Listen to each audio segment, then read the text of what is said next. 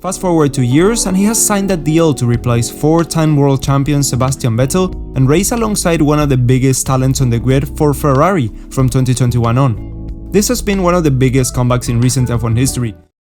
Ferrari expected Carlos to slot in as a helping hand, but as we've clearly seen, that's just not the case. He is future world champion material, no doubt, and I guess I'm just worried that he might be out of a seat after his stint at Ferrari. Although it might create tensions within the team, he has to show what he's worth and make it clear to the executives. So, the season is over. The 2022 season has come to an end, and we have a brand new world champion in Max Verstappen. But that's not everything that has happened during the year. As we're doing for the third time on this channel, we're going to be talking about Carlos Sainz and Ferrari as a whole, to see what their situation is and how he fared compared to his teammate and the rest of the grid, with some help from a friend of course. So, this is it. Ferrari finished third in the championship and the podium Carlos got fit insanely well into this video. This was something I would have said was impossible, having last year in mind and with the shambles that was the Ferrari leadership. But this season, they have managed to turn it around more so than many skeptics, including myself, would have ever imagined. I would have called it a win if they got 5th, but did they surprise us all? With a new lineup consisting of Leclerc and Sainz, they have been, in my opinion, the best duo on the grid. Why do I say this? The key here is consistency.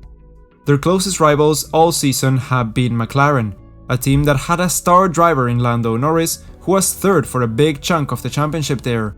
In the first 10 rounds, he scored 133 points, but in the remaining 12, he only managed 47.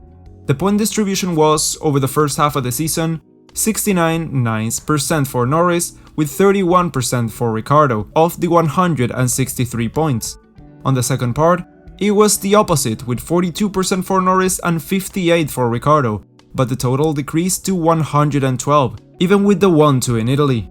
Overall, these erratic performances and the overall decline in points scored for the second half have led to McLaren being 48.5 points adrift from Ferrari in the championship. When compared to them, Carlos and Charles have scored much more consistently. When one driver was having a bad race, the other was usually there to make up for it. Over the first half of the season, Charles scored 80 and Carlos 83 of the 163 points. That's an extremely close 49 and 51%.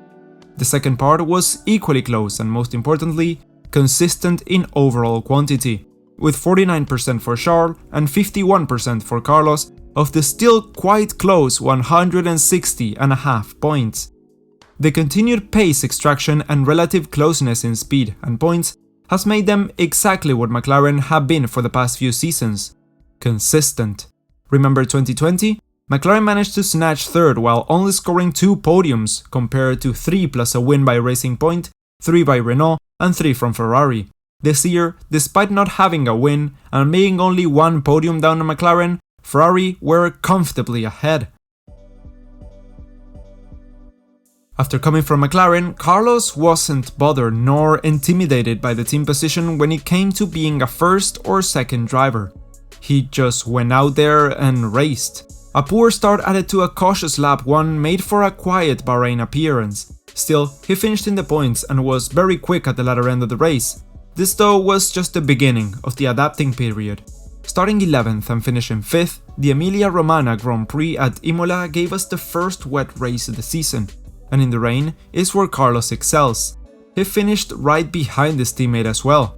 Portugal was in stark contrast to Imola. The strategy calls were just wrong. The car lost a lot of pace by the end of the race and was overtaken by many before the flag.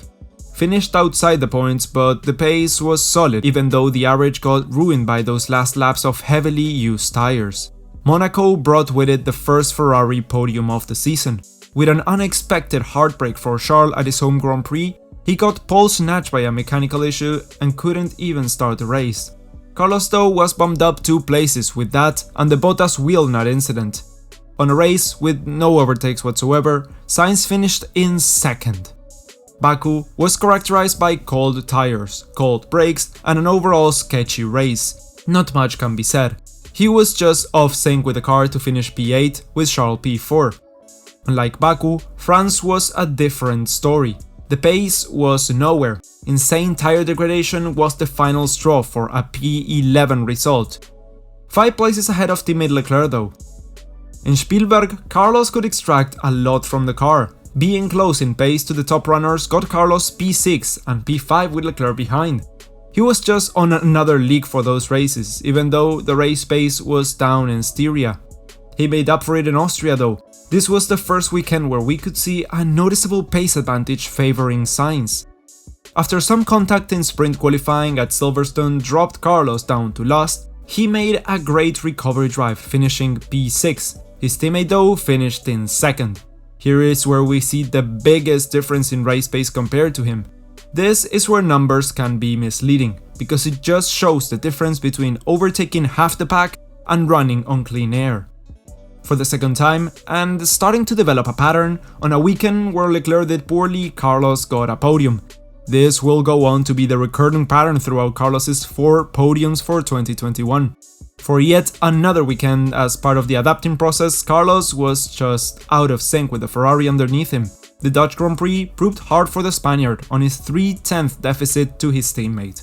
Mexico saw a change of paradigm compared to the rest of the season. From then on, we could clearly see he was the quicker of the 2 Ferraris. Pace had been close up to then, but he established himself as the dominant car from that race on, even though he finished behind Leclerc due to a very slow stop. At Saudi Arabia, his tires giving up with only a few laps to go meant he had to give up the 7th place to Leclerc, but overall his pace was fantastic, half a second faster than him through the race. Finally, the last race in Abu Dhabi proved the Ferraris had a great pace once more. A bad strategy call dropped Leclerc to 10th while Carlos clinched a 4th podium. These were the races that I could actually get some stuff to analyze from, not counting the not race in Belgium, the insane races like Russia, and those where nothing happened like Barcelona. And taking into account he's just hopped into a new team for the season, the pace has just been phenomenal. Unlike last time where we compared clean air running, race pace is more representative. And with the stats we just saw, the consistency and the fact that Carlos finished 5th in the championship ahead of Leclerc, even if it was by only 4.5 points, means Ferrari's future talent has been taken by storm. We can confidently say that Russia was the turning point. Carlos is a driver that just straight up delivers, with consistency being his middle name. He has turned a 10th disadvantage over Leclerc through the season into a best of the rest finish. And with those subtle yet important performances, establishing himself as equal first driver coming into 2022. Carlos's first season in red has proven much more than the numbers suggest.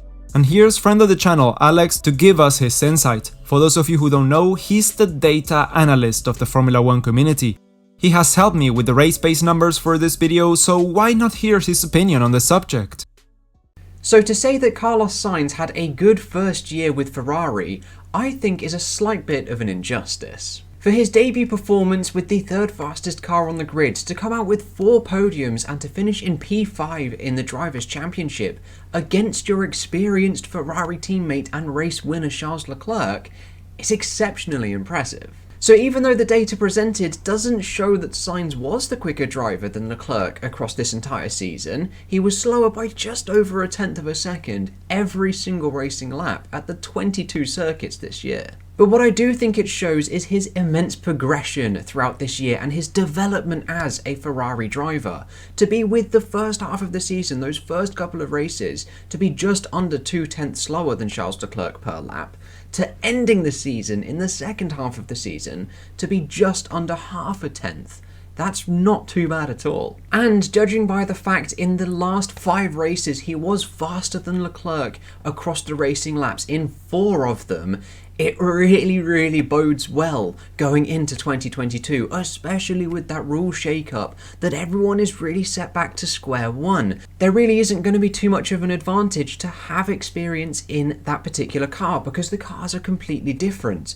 So we can easily expect Carlos Sainz to just be that little bit quicker, if not much quicker, than Charles Leclerc. So the data doesn't support the fact that Sainz was the quicker driver in Ferrari for 2021, But my god, does it support the fact they're going to have a solid season in 2022. With them being this close, they're going to push each other to the limits to get more podiums and hopefully race victories when the cars reset. Exactly. The new regulations are right around the corner, and Ferrari are one of the teams that should feel best considering their whole team structure. Since this 2021 season, and contrary to what we've seen since Binotto took the reins, he has not been at every Grand Prix. Binotto is moving Ferrari, molding it to keep the Essere Ferrari essence but with a completely different system. Missing Grand Prix to focus on his secondary but equally important role back at the factory of supervising the development of the 2022 car, he has implemented a new lax policy, more tolerant to mistakes. If you fear being blamed, then you are not progressing, he says. And with a pair of drivers like Carlos and Charles, I would not be surprised if they are championship contenders next season. Alongside Alpine and, yet to be proven but hopefully harmonic Mercedes, they have the most solid team base to work from. With two consistent and solid number ones, a good team structure and the Ferrari money bonus, they are looking extremely good to fight for the title. This though may not prove that well for the long term. This team structure of undefined number ones and a title contender chassis has led in the past to the most friction within teams. I'm talking Mercedes 2016, Red Bull 2013 and 2010, McLaren 2007 and many more. They now like to play the team game because they are fighting for P4s, and I know they are both composed drivers, but we have yet to see Carlos win a Grand Prix, and once they are both battling it out for the championship, I wouldn't be surprised to see that camaraderie tumble down. What do you guys think about what's going on? Do you think Ferrari are going to be title contenders next season? Do you think Carlos and Charles will get along together in the coming years? Let me know in the comments down below. So, this has been it for this final part of the Ferrari Carlos Sainz saga. If you've enjoyed the video, make sure to subscribe to the channel and leave a like. As always, thank you all so much for watching, and I will see you all in the next one.